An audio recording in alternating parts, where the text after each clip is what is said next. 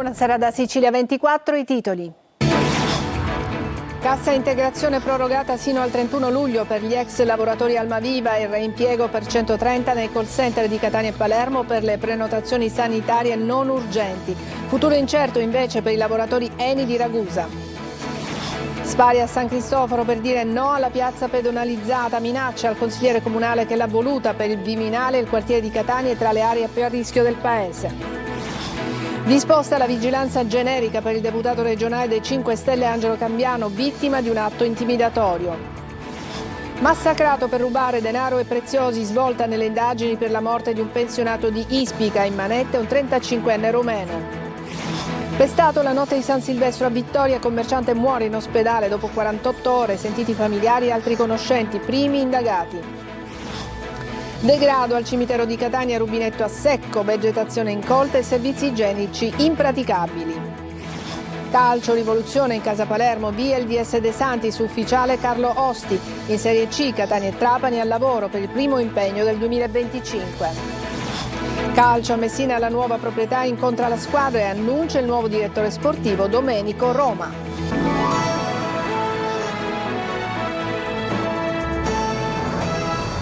Bentrovati, apriamo questo nostro telegiornale con delle buone notizie per i lavoratori ex Almaviva. Il 2025 si apre per loro sotto i migliori auspici. Per loro è stata disposta la proroga della cassa integrazione fino al 31 luglio di quest'anno e il reimpiego per 130 nel numero unico delle non emergenze. Desiree Ferlito. Dalla disperazione alla speranza, i lavoratori Almaviva e le loro famiglie possono tirare un sospiro di sollievo. La fumata bianca per i lavoratori è arrivata al termine della conference call di oggi al Ministero, durante la quale è stata di fatto ratificata la proposta lanciata nei giorni scorsi dal governatore Schifani. Cassa integrazione per tutti i dipendenti fino al 31 luglio e il supporto al progetto per il riimpiego di 130 lavoratori in 2 centrali operative e a Palermo e a Catania, al servizio della sanità pubblica siciliana. Esprimo grande soddisfazione per l'esito della riunione, scrive in una nota il presidente della regione, che ha seguito la vicenda in prima persona. Il governo nazionale ha accolto tutte le nostre richieste, sottolinea Schifani, che poi evidenzia come grazie al progetto della regione gli ammortizzatori sociali siano stati estesi a tutti. Determinante per la definizione dell'intesa di oggi l'accordo Stato-Regione di fine novembre dello scorso anno. Ci auguriamo, prosegue Schifani, che anche per gli altri dipendenti, oltre alla proroga della cassa integrazione, si possano prevedere progetti a lungo termine. L'obiettivo della regione è di attivare nel più breve tempo possibile 2 centrali operative del numero unico per le cure non urgenti 116-117, nelle quali impiegare anche personale non sanitario. La firma del verbale d'intesa sulla proroga degli ammortizzatori sociali per tutte le risorse è in programma per martedì prossimo.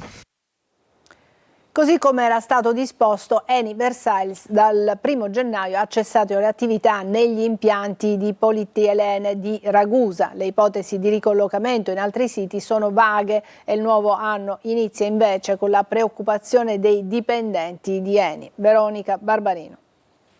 Stop al petrolchimico. Eni Versalis, come annunciato, dal 1 gennaio ha cessato le attività negli impianti di polietilene di Ragusa. Quelli di Tracking a Brindisi e Priolo verranno invece fermati nel corso del 2025. La chiusura è parte di un piano ambizioso di trasformazione orientata alla decarbonizzazione del business chimico di Eni. Una decisione che ha lasciato 120 lavoratori dello stabilimento di Ragusa senza un impiego e con un futuro incerto e oltre 300 lavoratori dell'indotto senza concrete alternative e in attesa degli ammortizzatori sociali. Le ipotesi di ricollocamento presso altri siti sono vaghe. Non sappiamo quelli che potrebbero essere i cronoprogrammi, quindi non ci sono dei tempi certi, non sappiamo qual è l'ammontare di un eventuale investimento e soprattutto non sappiamo il numero di lavoratori coinvolti in questi nuovi piani, sia per quanto riguarda il diretto che l'indotto. Ci sono delle iniziative allo studio, ma poco concrete. Ed a tal proposito, nei giorni scorsi, come organizzazioni sindacali, CGL, UIL, FICTEM e WILTEC, abbiamo scritto al Presidente della Regione, all'assessore alle attività produttive, proprio per fare chiarezza rispetto a quelli che sono questi punti e come Eni intende mantenere la propria presenza nel territorio ragusano. E quindi un inizio di anno amaro e non con poche preoccupazioni, non solo per i lavoratori, ma anche per l'economia della provincia ragusana. Ancora violenza a Pachino, in pieno centro. Questo pomeriggio si sono fronteggiati due gruppi di extracomunitari. La lite è presto degenerata in una vera e propria aggressione. In piazza Vittorio Emanuele è rimasto a terra uno degli stranieri ferito da un'arma da taglio. E a San Cristoforo si spara anche per dire no alla pedonalizzazione di una piazza. Minacce al consigliere comunale che l'ha voluta. Per il Viminale il quartiere di Catania è tra le aree più a rischio del paese. Luca Ciliberti. Perché stanno facendo cracchi, io non Qua che fanno la sera? Perché è tutto distrutto? Ma perché qui hanno vandalizzato tutto e poi vengono drogati, dormono lì, si drogano. Polizia non se ne vede mai? Mai, c'è stato un periodo che rubavano e tutte le borse che rubavano tutti i turisti venivano qua. Uno, facciano un'altra, due, non lo lasciamo. No, se ne sono tutti portati fuori. Sono qui dei tavolini da gioco. Sono tutti pannelli solari. Il quartiere San Cristoforo a Catania per il Viminale è assimilabile a Scampia, Secondigliano, Rosarno o Rozzano. Da nord a sud 7 aree ad alto rischio dove, come sottolinea il decreto Caivano bis, esistono situazioni di particolare degrado, vulnerabilità sociale e disagio giovanile. Per questo motivo arriveranno dal governo Meloni a Catania 180 milioni di euro per il risanamento. Qui oggi anche la pedonalizzazione di una piazza, diventata deposito di carcasse di auto e ricettacolo di spazzatura, diventa pericolosa. Sì, è successa una rivolta a causa della chiusura della piazza Don Innocenzo Bonomo. Qua ci sono dei segnali che possiamo vedere che non è gradita questa pedonalizzazione. Questi cosa sono? E penso che questi qui sono praticamente i colpi di arma da fuoco, sicuramente, no? Quindi un messaggio chiarissimo. Sì, ma un messaggio sicuramente chiarissimo, un messaggio che comunque non mi faccio intimorire. No. Cacca vogliono fare una bambinopoli, che viene distrutta magari, è giusto. se ne mettere un custode. Ma il passaggio deve essere libero, perché guardi, Dio di Mescanza, i pompieri come girano in questi travessi, l'autoambulanza, e se c'è un inseguimento, i carusi se non hanno comodo, la polizia resta bloccata qua. Pensici in queste cose, gioia. Qui ci sono dei cancelletti e già comunque sono stati già rimossi, quei due sono rimasti, qui già sono spariti, poi praticamente abbiamo pure queste fioriere, sono stati tutti quanti vandalizzati. Rafforzata la vigilanza per il deputato regionale del Movimento 5 Stelle Angelo Cambiano dopo l'atto intimidatorio alla sua segreteria politica di Licata. Sentiamo Davide Sardo. Il prefetto di Agrigento Salvatore Caccamo ha disposto misure straordinarie di sicurezza per il deputato regionale del Movimento 5 Stelle Angelo Cambiano, già sindaco di Licata a bersaglio lo scorso 1 gennaio di un atto intimidatorio. Ignoti hanno sparato colpi di pistola contro la sua segreteria politica in corso Serrovira a Licata. Tra le misure adottate vi sono la vigilanza generica radiocollegata per il deputato ed un rafforzamento dei controlli sul territorio comunale di Licata. Saranno attivati servizi straordinari con il coinvolgimento di reparti specializzati ed il supporto dei contingenti del modello Trinacria. Questa mattina in prefettura ad Agrigento si è svolta una riunione tecnica di coordinamento delle forze dell'ordine, presenti i vertici provinciali di polizia, carabinieri e guardia di finanza che hanno analizzato l'accaduto e valutato le attività investigative in corso. Il parlamentare siciliano ha commentato: atti del genere turbano sicuramente chiunque, un ringraziamento alla magistratura e agli inquirenti che si sono subito attivati per fare piena luce su questo episodio. La Procura di Termini Imerese ha indagato per omicidio colposo la proprietaria di Villa Deodata a Cefalù in provincia di Palermo, dove è morto per esalazioni da monossido di carbonio da un camino lasciato acceso il turista tedesco Jonathan Feuerband in vacanza con la famiglia. Oggi è stata effettuata l'autopsia, le prime risultanze confermano la causa della morte. Le condizioni dei familiari della vittima, invece, anche loro finiti in ospedale a Partinico, migliorano. Svolta nelle indagini per la morte di un pensionato di Ispitaca, mandato di arresto europeo per un 35enne romeno accusato insieme ad alcuni connazionali di aver massacrato l'anziano per rubare denaro e preziosi. Tonino De Mana. Un 35enne romeno è stato arrestato dai carabinieri per l'omicidio di Giuseppe Barone, 79 anni, commesso ad Ispica nella notte tra il 25 e il 26 dicembre 2022. L'indagine, coordinata dalla Procura di Ragusa, ha permesso di notificare un mandato d'arresto europeo nei confronti del romeno, indagato in concorso con altri 2 connazionali per omicidio, rapina aggravata e uccisione di animali. La vittima era stata dapprima immobilizzata su una sedia e colpita ripetutamente con calci e pugni e con un corpo contundente al capo, per poi essere abbandonata agonizzante in camera da letto. L'indagato è anche ritenuto responsabile dell'uccisione con l'aggravante della crudeltà di un pappagallo tenuto dalla vittima nella stessa abitazione, avendo decapitato l'animale con il fine di indurre Barone a rivelare il luogo dove custodiva gli oggetti di valore. Già avviate le procedure per l'estradizione in Italia. A Vittoria vanno avanti le indagini sulla causa della morte di Valentino Di Bona. Gli inquirenti hanno sentito i sanitari, hanno acquisito la documentazione clinica, hanno ascoltato i familiari e ci sarebbero già i primi indagati. Sentiamo Veronica Barbarino. Proseguono le indagini sulla causa della morte di Valentino Di Bona, il 40enne vittoriese giunto la notte di Capodanno all'ospedale Guzzardi con evidenti segni di violenza e deceduto ieri pomeriggio. L'uomo avrebbe riferito ai sanitari di una malattia che gli procurava dolori lancinanti, da cui era affetto e che già altre volte lo aveva portato in ospedale. Ma prima di morire avrebbe anche detto di aver avuto una lite con un familiare. Cosa sia accaduto quella notte rimane ancora un mistero. Gli inquirenti hanno sentito i sanitari, hanno acquisito la documentazione clinica e hanno ascoltato i familiari. Alcune persone sono state iscritte nel registro degli indagati. Tra le ipotesi al vaglio degli inquirenti si parla quindi di una presunta lite. Parallelamente si valuta anche la possibilità che preesistenti patologie possano aver giocato un ruolo nel determinare l'arresto cardiaco. Tuttavia, ciò che ha portato Valentino in ospedale, il tipo di cure ricevute e le circostanze del suo peggioramento richiedono un'analisi approfondita che l'autopsia potrà chiarire. Sono stati celebrati i funerali di Giuseppe Zagone, l'anziano trovato in casa dopo 2 anni dalla morte a Ventimiglia di Sicilia, in provincia di Palermo. Sarebbero stati 2 dei 3 figli a tenere nascosto il corpo per continuare a percepire la pensione di 2.500 euro al mese, secondo le indagini condotte ai carabinieri della compagnia di Bagheria. E adesso una breve pausa, ci vediamo tra poco.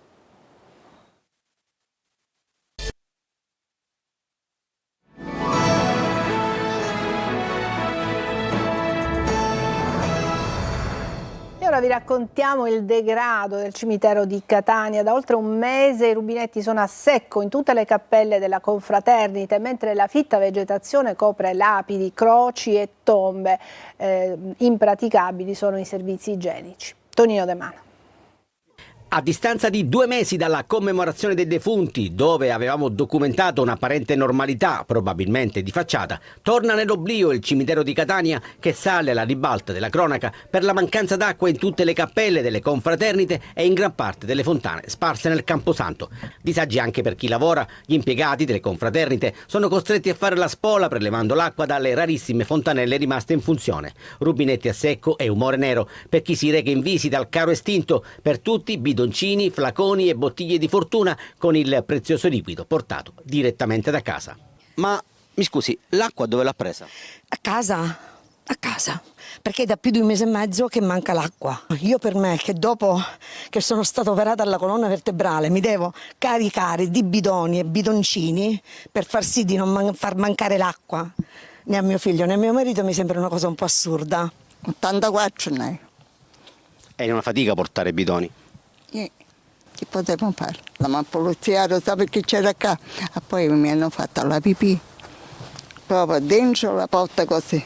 Meglio stendere un velo pietoso per i servizi igienici, alcuni chiusi, altri inguardabili. Per ovvi motivi, che certamente comprenderete, vi proponiamo le immagini, ma da lontano. I bagni sono sporchissimi, a prescindere dell'acqua o senza acqua.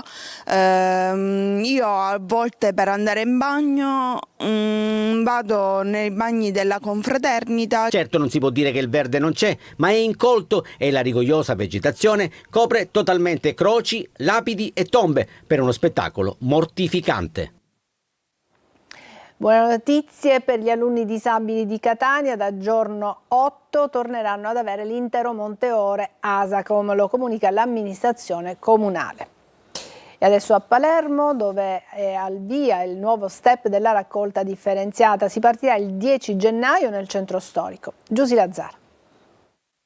Questione rifiuti a Palermo che pesa anche sulla raccolta differenziata. Il 10 gennaio partirà il nuovo step nel centro storico nei quartieri Tribunale, Castellammare, Palazzo Reale e Monte di Pietà. La RAP, l'azienda che si occupa della raccolta dei rifiuti, già martedì 7 dalle 8 alle 12 a Piazza Beati Pavoli avvierà la distribuzione di mastelli mobile con un'attività di informazione e comunicazione per coinvolgere la zona del mercato del Capo. I cittadini e i residenti potranno anche ritirare i mastelli nei centri di raccolta Picciotti, Basile e la piazzetta Cairoli. Intanto anche altre amministrazioni siciliane incentivano chi conferisce in modo consapevole. Nel comune di Caltagirone, nel Catanese, si potrà avere la riduzione del 30% della TARI, la tassa dei rifiuti, per chi fa il compostaggio domestico. A Bagheria, nel Palermitano, invece, chi denuncia il pizzo avrà una riduzione della tassa sui rifiuti. Questo, dice l'amministrazione, per premiare i commercianti onesti. Adesso una breve pausa e poi il calcio.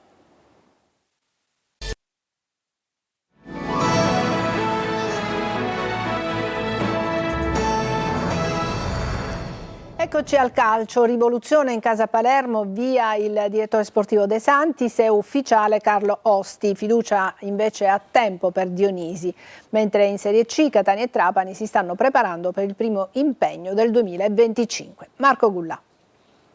Rivoluzione d'inverno, è ufficiale, il Palermo volta pagina, fuori il direttore sportivo Morgan De Santis, dentro Carlo Osti. Il dirigente, che può sfruttare l'ottimo rapporto con Bigon, ha firmato un accordo fino a fine stagione con possibilità di riconferma per il futuro. Classe 1958, nato a Vittorio Veneto, ha lavorato tra le altre con Sampdoria, Lazio, Atalanta e Lecce. Out anche l'International Scout Giulio Migliaccio, resterà invece sulla panchina rosanero Alessio Dionisi. Il City Group aveva pensato anche ad un cambio di allenatore, ma il casting di tecnici non ha convinto il club. Per Dionisi una fiducia comunque a tempo, se i risultati non dovessero migliorare allora si procederebbe all'esonero. Domani intanto ripresa degli allenamenti in vista del primo impegno del 2025, quello di giorno 12 al Barbera contro il Modena. Serie C, marcia di avvicinamento del Catania per la sfida di domenica alle 15 a Benevento, gara che sarà trasmessa in diretta su Telecolor. Probabile che Toscano si affidi in parte agli stessi uomini che hanno battuto il Sorrento. Farroni è arruolabile e andrà in porta, in avanti la garanzia è inglese. A proposito, nonostante un rinato Roberto Inglese già in doppia cifra in termini realizzativi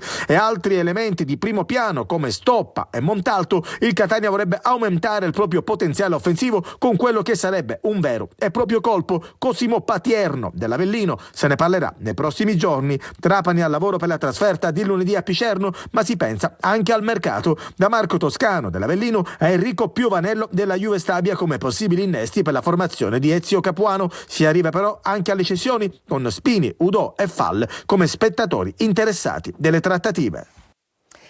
Saber Hairech è il primo colpo in entrata del Trapani nella sessione invernale di calciomercato. Il centrocampista classe 1995 si trasferisce in Granata a titolo definitivo e vestirà la maglia numero 8, mentre Alfredo Bifulco è passato al Campobasso. E adesso a Messina, primo contatto questa mattina tra la nuova proprietà e la squadra che prepara la gara contro il Cerignola. Priorità al mercato, ha detto il presidente in pectore Stefano Alaimo, che ha annunciato il nuovo direttore sportivo. Francesco Triolo.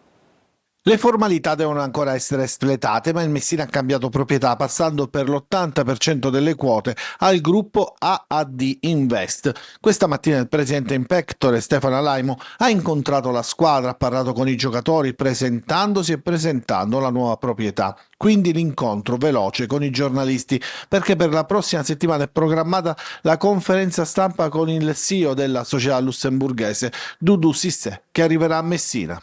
Yes, sono venuto qua appunto per parlare con loro, dirgli che abbiamo un unico obiettivo. Siamo arrivati a questo punto, ora ci dobbiamo rimboccare le mani tutti, noi, la proprietà, i giocatori, voi giornalisti, tutti dobbiamo andare tutti verso lo stesso senso, nello stesso senso. La salvezza. Alaimo ha annunciato anche il ritorno di Domenico Roma come direttore sportivo, mentre sul fronte mercato dopo Mamona stamattina è andato via Manetta con destinazione Picerno. Diversi giocatori che hanno richiesto e che hanno manifestato la volontà di lasciare il Messina, da Lia ad Ortisi, da Petrungaro a Rizzo, necessario quindi operare velocemente sul mercato. è tardi per la partita di domani, dopodomani, ma dalla prossima settimana ci dovrebbe essere qualche arrivo e stiamo forzando i tempi.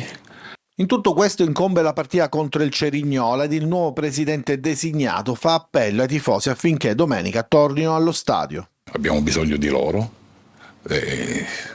Tifosi presenti allo stadio vuol dire qualche punto in più, perché per i giocatori in campo vedersi sostenuti, appoggiati è importante e questa porta punti in più e motivazione in più. È tutto per questa edizione di Sicilia 24. Grazie per averci seguito. Buona serata.